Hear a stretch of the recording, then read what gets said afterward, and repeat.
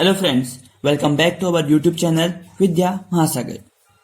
आज हम पढ़ेंगे साइंस यानी कि 10th क्लास की केमिस्ट्री के नोट्स की ओर हम पढ़ते हैं। धीरे धीरे करके आपको मैथ्स के नोट्स के साथ साथ केमिस्ट्री, फिजिक्स सभी के नोट्स मिलेंगे, जिसके भी मैं आपको अवेलेबल करा पाऊंगा। मैं आपको हर चीज के कराऊं ताकि आपका रिवीजन जल्दी से जल्दी हो पाएगा।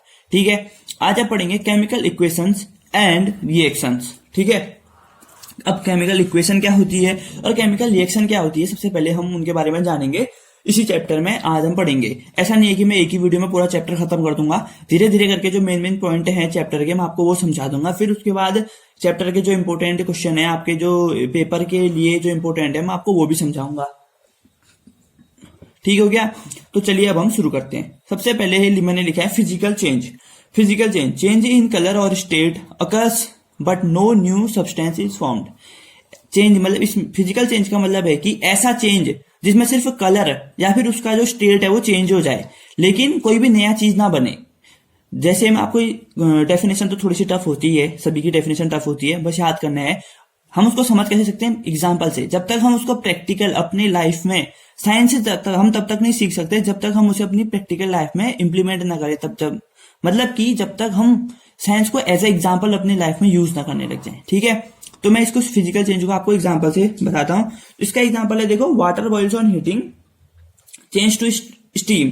जब भी आप नहाने के लिए पानी गर्म करते हैं या फिर पीने के लिए पानी गर्म करते हैं, आप देखते होंगे पानी के ऊपर भाप आती है। पानी के ऊपर, या फिर जब भी आप सब्जी बना रहे होते हैं या फिर कुछ भी बना रहे होते हैं आप, तो सब्जी बनाने टाइम जब हम थाली रखते हैं सब्जी के ऊपर, तो जब हम थाली को उठाते हैं तो हम देखते हैं थाली में भाप बनी होती है, ये पानी होता है वो। ठीक है, तो मतलब जब हम पानी को जब हम उबालेंगे और उसके ऊपर एक प्लेट लगा देंगे, ठीक है, तो पानी के उबालने से जो भाप बनती है वो एक फिजिकल चेंज है। ठीक है, अब आप कहोगे यार पानी भाप में बन गया, पहले पानी था वो लिक्विड में था, अब हवा बन गया। नहीं, आप जब आप पानी उबाल लो उसके ऊपर एक ढक्कन लगा दो, तो थोड़ी देर बाद आप ढक्कन हटाना, जो भाप होगी ना वो ढक्कन के ऊपर पानी बन जाता है। ठीक है, ऐसी चीजें, ऐसे चेंज जिसमें सिर्फ कलर या फिर स्टेट का चेंज आए, मतलब उसकी अवस्था बदल जाए, सॉलिड से लिक्विड हो जाए, लिक्विड से गैस हो जाए, लेकिन रहे वही जो पहले था, नया ना बने, उसे हम कहते हैं फिजिकल चेंज। ठीक है, ये सबको समझ में आ गया होगा। अब पढ़ेंगे हम केमिकल चेंज। केमिकल चेंज वो होता है कि जब एक या एक से ज्यादा नई सब्सटेंस बनते हैं, जब नए सब्सटेंस बनते हैं और उनकी जो केमिकल फिजिकल प्रॉपर्टीज होती हैं वो भी अलग हो जाएं, तो हम उन्हें कहते हैं, क्या कहते हैं? Chemical change. अब मैं आपको एग्जांपल बताऊंगा। जैसे हम, ये हो गया, ये तो मैंने एक रिएक्शन लिखी है, मैं आपको कॉमन से एग्जांपल बताता हूँ। ये देखिए, जैसे अगर मैं आपको दिखाऊं, ये देखिए केमिकल चेंज इसमें लिखा है a chemical reaction forms new products. मतलब जब भी केमिकल चेंज में नए प्रोडक्ट बनते हैं, सिंपल सी बात है। फिजिकल चेंज में उसके जो स्टेट है वो बदल जाएगी, मतलब सॉलिड से लिक्विड हो जाएगा, लिक्विड से गैस हो जाएगा, लेकिन नया सब्सटेंस नहीं बनेगा। ये है। अब देखो केमिकल चेंज में हमने इस साइड केमिकल चेंज वाला एग्जांपल है, ये है कंब्यूजन। मतलब कभी भी आप लकड़ी को जलाते हो या फिर अपने घर की गैस जलाते हो, तो वो जब गैस जलाते हैं तो खत्म हो जाती है, दोबारा से गैस तो नहीं बनती है ना, खत्म हो जाती है ना। और जब भी हम लकड़ियां जलाते हैं, सबसे कॉमन एग्जांपल है, आप कभी लकड़ी जलाते हो या फिर माचिस की तिल्ली जलाते हो, मैच स्टिक कहते हैं जिसको हम, वो जलाते हैं हम, तो क्या होती है, वो माचिस की तिल्ली भी राख बदल जाती है, और जब भी हम लकड़ियां जलाते हैं वो भी राख बदल जाती है। अब हम उस राख को लकड़ी में तो नहीं बदल सकते, तो इसलिए ये होता है केमिकल चेंज। ठीक हो गया। और रोटिंग मतलब फ्रूट्स का सड़ना। जब भी हम कभी सब्जी ले आते हैं घर में, सब्जी, फल, ऐसी चीजें ले आते हैं, या फिर छिक्कल होते हैं, जो सब्जियों के छिक्कल, केले के छिक्कल, सेब के छिक्कल, इस टाइप के जो छिक्कल होते हैं, उनको हम एक साइड रखते हैं, तो आप देखोगे कि थोड़े दिन बाद वो सड़ने लग जाते हैं। तो हम जब वो सड़ने लग जाते हैं, उसको दोबारा से तो फ्रेश सेब नहीं बना सकते ना। अगर सेब सड़ रहा है तो वो सड़ जाएगा। ठीक है, अब हम वो सड़े हुए सेब को दोबारा से फ्रेश वाला सेब तो नहीं बना सकते। मतलब ऐसी चीजें हैं जो अपनी स्टेट से बदल जाती हैं, मतलब जो पहले था उसका दूसरा ही रूप बन जाता है, उसे हम कहते हैं केमिकल चेंज। और एक एग्जांपल बताऊंगा, डाइजेशन। आप खाना खाते हैं, खाना जब पच जाता है तो वो डिफरेंट एनर्जी के रूप में, उसमें जो खाने में जो ग्लूकोज होता है, वो ग्लूकोज में जो हमारी बॉडी में यूज होता है उसकी तरफ चले जाता है, एनर्जी के रूप में यूज हो जाता है, जो हम खाना चले जाते हैं, और जो वेस्ट प्रोडक्ट होता है वो हमारा निकल जाता है बाहर। ठीक है, हम जो खाना हमने खाया है वापस ही जैसा खाना खाया वैसा तो हम बाहर नहीं निकाल सकते ना। यही चीज है केमिकल चेंज, एक सबसे कॉमन। और रस्टिंग होगी। रस्टिंग भी आपने देखा होगा कि घर में जो खिड़की होती है, खिड़की में हो गया, खिड़की तो नहीं है, आपने कहीं पर देखा होगा खिड़की होगी, या फिर आपके पास साइकिल ही होगी, कहीं पर जो लोहे की चीजें होती हैं वो, उनमें अगर पेंट ना किया जाए तो जंग लग जाती है। अब वो जंग लगे हुए लोहे को तो आप रगड़ के दोबारा से प्योर लोहा तो नहीं बना सकते ना। तो केमिकल चेंज ये हुए जिसमें एक चीज बदल के दूसरी चीज बन जाती है, इसे कहते हैं हम केमिकल चेंज। और फिजिकल चेंज क्या होगी, जैसे आपने पानी को जमाया आपने, जैसे आप आइसक्रीम बनाते हैं, आपने आइसक्रीम एक गिलास में जमाई, उसको फ्रिज से निकाला, जम गई, वो बाहर खा लिया आपने। अगर आप वो लिक्विड था, जब आपने जमाया सॉलिड हो गया, अब जब आप उसको पिघलाओगे वो दोबारा से लिक्विड बन जाएगा। मतलब ऐसी चीज जो अपनी स्टेट से बदले ना, जो दूसरी चीज बने ना, तो उसे कहेंगे हम फिजिकल चेंज। जैसे हो गया ये श्रेडिंग मतलब उसके ऊपर से पन्ना डाल रहे, देखो मशीन के ऊपर पन्ना डालने और नीचे से वो पन्ने के चूरे चूरे होते हुए आ रहे हैं। मतलब पन्ने को जब हमने ऊपर से डाला तो वो पन्ना ही तो बाहर आया, पन्ने का राख बन के तो बाहर नहीं आएगा ना। पन्ने को अगर आप काटोगे, कैंची से काटोगे, तो पन्ना ही कटेगा ना, पन्ना कट के पन्ना ही बनेगा, दूसरी चीज तो नहीं बनेगी। तो वो होते हैं फिजिकल चेंज। ऐसे ही बॉइलिंग ऑफ वाटर मैंने आपको समझा दिया। चॉपिंग, लकड़ी को जब आप काटते हो तो वो लकड़ी रहती है, लकड़ी को काट के राख तो नहीं बनती है सीधे, जब हम उसको जलाते हैं तब राख बनती है, तब वो केमिकल चेंज हो जाता है। जब हम लकड़ी को, जैसे हम एक पेड़ है, वैसे पेड़ों को काटना तो नहीं चाहिए, मैं एक एग्जाम्पल बता रहा हूँ। पेड़ जब हमने काटा तो वो होता है एक फिजिकल चेंज। फिर जब हमने उस लकड़ी जो पेड़ काटा उसे जो हमें लकड़ियां मिली, जब हमने उसको जलाया तो वो हो गया एक हमारा केमिकल चेंज। ठीक है, मैंने अभी इसमें कहा कि पेड़ काटेंगे तो ये मत करना कि चाकू उठाया और पेड़ काटने चले गए, ऐसा मत करना। ठीक है, पेड़ काटना गलत होती है, हमें अपने पर्यावरण की सुरक्षा करनी है। ठीक हो गया। अब हम आगे बढ़ते हैं, क्योंकि हमने फिजिकल चेंज पढ़ लिया, केमिकल चेंज पढ़ लिया। अब हम कैसे पता करें कि हमारी ये केमिकल रिएक्शन हो रही है। ठीक है, हमें तब पता करेंगे change in temperature, change evolution of gas, मतलब उसमें गैस इवॉल्व हो रही है। ठीक है, गैस का यूज हो रहा है उसमें, या फिर गैस निकल रही है, या फिर गैस उसमें यूज होगी, या फिर गैस उससे रिलीज होगी। ठीक है, तो उसे हम कहेंगे, तब हमको पता चल जाएगा कि एक केमिकल रिएक्शन हो रही है। ठीक है, और चेंज इन टेम्परेचर बदलाव, मतलब जैसे हम कह सकते हैं कि आप खाना बना रहे हैं, जैसे आपने आलू की सब्जी बनाई। जब आप आलू की सब्जी जब आप पहले बनाते हैं तो वो उसमें टेम्परेचर कुछ और होता है, जब आप लास्ट में बनाते हैं उसका टेम्परेचर कुछ और होता है। मतलब उसमें कुछ ना कुछ रिएक्शन हुई तो वो आलू जो थे कच्चे थे वो पक गए बाद में। ठीक है, वो गर्म हो गए, कुछ ना कुछ, मतलब चेंज इन टेम्परेचर। ये सिंपल से एग्जांपल आप इसे ले सकते हैं। फॉर्मेशन ऑफ प्रिसिपिटेट, अब प्रिसिपिटेट का मतलब क्या होता है, आप कैसे समझ सकते हैं, मैं आपको बताऊं, एक सिंपल सा एग्जांपल बताऊंगा। आप एक गिलास में रेत को घोलते हैं, मतलब बजरी घोल दी आपने, मिट्टी घोल दी, तो थोड़े टाइम बाद आप देखते हो कि जो मिट्टी होती है ना वो पानी के गिलास के नीचे इकट्ठी हो जाती है। ठीक है, या फिर आप कभी भी, हमारे नलों में पानी आता है, एक बाल्टी में भरते हैं हम, उसमें जो मिट्टी होती है वो सबसे नीचे तले में बैठ जाती है। वो जो तले में बैठा हुआ होता है ना, उसको अगर हम केमिकल्स के रूप में लें तो वो होता है प्रिसिपिटेट। अब ये नहीं कि पानी और उस रेत को प्रिसिपिटेट कह दो, एक तरीके से कह सकते हैं, लेकिन जो उसका बेसिक कॉन्सेप्ट जो है प्रिसिपिटेट का, वो केमिकल्स में होता है। ठीक है, चेंज इन कलर, अब चेंज इन कलर सबसे बड़ा एग्जांपल है इसका litmus paper. Blue litmus paper red कब होता है, और रेड लिटमस पेपर जब ब्लू हो जाता है तो वो होता है चेंज इन कलर। ठीक हो गया, एसिड और बेस के हिसाब से, बेस के अकॉर्डिंग होता है। चेंज ऑफ स्टेट, ठीक है, मैंने अभी आपको बताया था कि हम जब पानी को जमाते हैं तो वो बर्फ बन जाती है, बर्फ को जब पिघलाते हैं तो पानी बन जाता है, वही चेंज ऑफ स्टेट हुई। ठीक है, हम इन 5 पॉइंटों को देख के पता कर सकते हैं कि जो हमारी वो क्या कहते हैं, केमिकल रिएक्शन हो रही है, किसी भी चीज में केमिकल रिएक्शन हो रही है, हम इसको ऐसे पता कर सकते हैं। तो चलिए अब हम आगे को बढ़ते हैं। ठीक हो गया, तो ये है कि अब हम पढ़ेंगे कि बेसिक कॉन्सेप्ट पे आए। अभी तक हमने थोड़ी जो इधर उधर की बातें करी कि हमको जो चीज हमको जाननी है मैंने आपको बता दी। ठीक है, अब हम पढ़ेंगे केमिकल रिएक्शन क्या होती है। केमिकल रिएक्शन एक ऐसी चीज है जब 2 या 2 से ज्यादा रिएक्टेंट्स, मतलब जैसे AB बन रहा है, मतलब जब 2 या 2 से ज्यादा रिएक्टेंट्स या फिर 2 से ज्यादा सब्सटेंस आपस में रिएक्ट करके एक नया चीज बनाते हैं। A और B आपस में जब एक साथ ऐड हुए तो नया चीज बनाया इन्होंने AB। ठीक है, तो इसे कहेंगे हम केमिकल रिएक्शन। समझ गए होंगे, सीधी सी बात है। मैं आपको एग्जांपल से बताता हूं, देखिए ये है एग्जांपल हमारा। यहाँ पर ये देखिए, सबसे पहले लिखा है यहाँ पर कॉम्बिनेशन रिएक्शन डिकम्पोजिशन। पहले रुकिए, मैं आपको एक बार ये समझा दूं।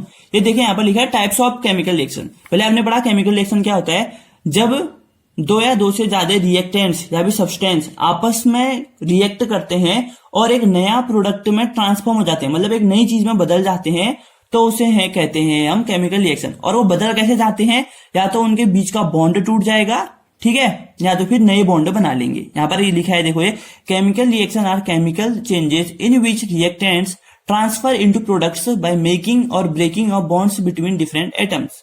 मतलब जब भी जो केमिकल रिएक्शन होगी, वहां पर केमिकल रिएक्शन में जो केमिकल चेंज होंगे उसे ही हम केमिकल रिएक्शन कहेंगे। मतलब दो रिएक्टेंट आपस में मिले, उनके बीच के बॉन्ड टूटे और बॉन्ड जुड़े तो उन्होंने एक नया प्रोडक्ट बनाया, उसे ही केमिकल रिएक्शन कहते हैं। अब टाइप्स ऑफ केमिकल रिएक्शन इतनी आपकी। कॉम्बिनेशन का हिंदी मतलब आपको खुद ही पता, कंबाइन मतलब जुड़ना, जिसमें जुड़ते हैं। डिकम्पोजिशन मतलब टूटना। सिंगल डिस्प्लेसमेंट मतलब जैसे आप और आपका दोस्त बैठे हैं एक सीट में, ठीक है, एक सीट में आपके दो दोस्त बैठे हैं, दूसरी सीट में आपके दो दोस्त बैठे हैं, ठीक हो गया। आपका एक दोस्त इस बेंच से आकर उस बेंच में बैठ गया, आपका वहां से एक दोस्त जिसमें आप बैठे थे वहां से दूसरे में बैठ गया, ठीक हो गया। तो वैसे होती है डिस्प्लेसमेंट। मैं आपको अगर सिंपल से बता दूं, ये देखिए, ये दो दोस्त हैं, ये दो दोस्त हैं, ठीक है। अगर ये वाला दोस्त आके इधर बैठ गया और ये वाला दोस्त आके इधर बैठ गया तो ये होगी हमारी सिंगल डिस्प्लेसमेंट रिएक्शन। मतलब एक ही डिस्प्लेस हुआ, दोनों जगह से एक एक डिस्प्लेस हुआ। अब डबल डिस्प्लेसमेंट क्या हुआ, अगर ये दोनों जो हैं ये दोनों इधर आ गए पूरे तरीके से और ये दोनों इधर चले गए, ये डबल डिस्प्लेसमेंट। ये सिंपल सा तरीका है डबल डिस्प्लेसमेंट को समझने का। अब मैं इसको अगली वीडियो में जब बताऊंगा, इन सारी रिएक्शन को मैं आपको अच्छे से बताऊंगा कि कॉम्बिनेशन में क्या होता है, डिकम्पोजिशन में क्या होता है, सब में अच्छे से बताया जाएगा आपको। रिडॉक्स रिएक्शन, रिडॉक्स होती है ऑक्सीडेशन और रिडक्शन। अभी बस आप ऊपर से जान लीजिए कि क्या चीज क्या होती है, अगली वीडियो में आपको हर चीज का एक्सप्लेनेशन मिलेगा। एंडोथर्मिक रिएक्शन क्या होगी, एक्सोथर्मिक क्या होगी, प्रिसिपिटेशन और न्यूट्रलाइजेशन क्या होगी, आपको ये सब बताया जाएगा। ये है टाइप्स ऑफ रिएक्शन जो हमको पढ़नी है, ठीक है। और ये मान के चलिए कि इन सब में से कम दो रिएक्शन तो आपके पेपर में आएंगी ही आएंगी, दो को डिफाइन करना आएगा ही आएगा। अब पढ़ेंगे हम वर्ड इक्वेशन क्या होती है। वर्ड इक्वेशन अभी आपने जैसे पढ़ा a plus B, A B है, और वैसे ही यहां पर पढ़ा आपने एक रिएक्शन, ये होती है केमिकल रिएक्शन। एग्जांपल है, ये होती है केमिकल रिएक्शन। और वर्ड इक्वेशन होती है जब हम उसको उसके सिंबल्स में ना लिखे, उसके नाम से लिखे, ठीक है। A word equation is one which is represented by words instead of formula. मतलब वर्ड इक्वेशन वो होती है जिसे हम फॉर्मूला के बजाय वर्ड्स, शब्दों से दिखाते हैं, उसे हम कहते हैं वर्ड इक्वेशन, ठीक हो गया। ये हमने यहाँ पर पढ़ा, ये पढ़ा, ठीक है। तो एक बार मैं आपको अगर समझता है केमिकल रिएक्शन समझ में नहीं आए ना, मैं आपको एक बार एग्जांपल से समझा देता हूँ फटाफट शॉर्ट तरीके से कि क्या चीज कैसे होती है, ठीक है। मैं आपको एग्जांपल दिखाता हूँ। ये देखिए कॉम्बिनेशन रिएक्शन, मतलब ए प्लस बी जब आपस में जुड़े तो बनाएंगे ए बी, ठीक है। कॉम्बिनेशन मतलब जुड़ना। डिकम्पोजिशन मतलब मैंने आपको बताया था टूटना। ये देखो Cl Na है या फिर NaCl कुछ भी कहो, तो ये यहाँ जाके टूट गए। जब इनके आपस में रिएक्शन हुआ तो ये यहाँ जाके टूट गया। मतलब कॉम्बिनेशन जुड़ना, डिकम्पोजिशन टूटना, सीधी सी बात है। कंब्यूशन मतलब जलना, कंब्यूशन को हम जलना कहते हैं। जब CH प्लस O2 को बनाया तो हमने CO2 प्लस H2O बना, ये कंब्यूशन रिएक्शन हो गई। न्यूट्रलाइजेशन रिएक्शन में क्या होता है, जब हम एक एसिड को बेस के साथ मिला दें, मतलब HCl और NaOH। HCl होता है हाइड्रोक्लोरिक एसिड, NaOH होता है हमारा सोडियम हाइड्रोक्साइड। ये होता है एसिड HCl हुआ, ये हो गया हाइड्रोक्साइड, ये हो गया बेस। जब हमने एक एसिड और बेस को आपस में मिलाएंगे तो हमारा बनेगा सॉल्ट, मतलब NaCl, नमक। सॉल्ट तो आपको जानते हो नमक, वो होता है, ठीक है। और ये होता है H2O, और नमक और पानी बनेगा, ठीक है, NaCl प्लस H2O। अब ये बताओ, अब मेरे को आप ये सभी आपके लिए एक होमवर्क है, छोटा सा क्वेश्चन, आपको इसको कमेंट सेक्शन में बताना है। हम जो नमक खाते हैं उसका केमिकल फॉर्मूला क्या होता है, आप ये कमेंट सेक्शन में बताइए, ठीक है। ये आपके लिए हो गया। अब डिस्प्लेसमेंट रिएक्शन क्या होती है, मैंने अभी बताया था। डिस्प्लेसमेंट में क्या होता है, अगर आपका दोस्त इधर से उधर वाला, आपको समझाया था, ठीक है। ये देखो वैसे ही हुआ, AgNO3 है, ये देखो पास से दिखा देते हैं थोड़ा आपको। AgNO3 है ये, ठीक है। AgNO3 प्लस NaCl है, उस साइड जाके AgCl प्लस NaNO3 हुआ है, ठीक हो गया। मतलब Ag अपनी जगह से Na की जगह चले गया, देखो ये, और Na अपनी जगह से Ag की जगह चले गया, ठीक हो गया। तो उसे इसको हम डिस्प्लेसमेंट रिएक्शन कहेंगे। मतलब Ag पहले NO3 के साथ था, अब Ag किसके साथ हो गया, Cl के साथ हो गया। यहाँ पहले जो Na था Cl के साथ था, अब Na NO3 के साथ चले गया। अब आपको ये समझ में आ गया होगा कि बेसिक रिएक्शन क्या होती है। अब हम पढ़ेंगे वर्ड इक्वेशन क्या थी। वर्ड इक्वेशन ये थी कि ऐसी इक्वेशन जिसे हम फॉर्मूला से ना दिखा के शब्दों से दिखाते हैं, उसे कहते हैं वर्ड इक्वेशन, ठीक हो क्या दोस्तों। अब आपको ये समझ में आ गई, sodium plus chlorine equal to sodium chloride. अगर मैं इसको केमिकल फॉर्मूला के उसमें लिखना चाहूं तो इसको लिखूंगा मैं Na plus Cl is equal to NaCl, ठीक है। ये हो गया इसकी, ये होती है केमिकल इक्वेशन, ये होगी वर्ड इक्वेशन, समझ गए होंगे सब। अब मैं बताऊंगा कि आपको एक केमिकल इक्वेशन लिखी कैसे जाती है, ठीक है। रिप्रेजेंटिंग ये देखिए, representing chemical equations in terms of symbols and chemical formulas of the reactants and products is known as chemical equation. इसमें कहने का मतलब है कि केमिकल रिएक्शन की जो टर्म होती है, जैसे हमने ऊपर लिखा है सोडियम प्लस क्लोरीन, इसमें जो टर्म है उनको उनके सिंबल से दिखाना। मतलब सोडियम का फॉर्मूला Na होता है, क्लोरीन का जो साइन होता है वो Cl होता है, उसको हम उनके सिंबल से दिखाएंगे, रिएक्टेंट्स और प्रोडक्ट्स को उनके फॉर्मूला से दिखाएंगे, तब हमारी एक केमिकल इक्वेशन बनेगी। ये देखो, रिएक्टेंट्स में ये Zn होता है जिंक, ये डाइल्यूट H2SO4, मतलब H2SO4 होता है सल्फ्यूरिक एसिड, ZnSO4 और H2। हमने इनको इनके नाम से ना लेके यहाँ पर हमने इनको केमिकल इक्वेशन मतलब उनके सिंबल्स, मतलब उन्हें किससे दर्शाया जाता है उससे हमने दिखाया, इसे ही हम कहेंगे केमिकल इक्वेशन। और मैं आपको यहाँ पर छोटी सी नोट बता दूं कि मैंने एस क्या लिखा है, AQ क्या लिखा है, AQ यहाँ पर क्या है और ये तीर इसका मतलब क्या है। जब भी एस लिखा आया है उसका मतलब है कि वो सॉलिड है। जैसे ZnS है, जो Zn होगा वो सॉलिड होगा, ठीक है।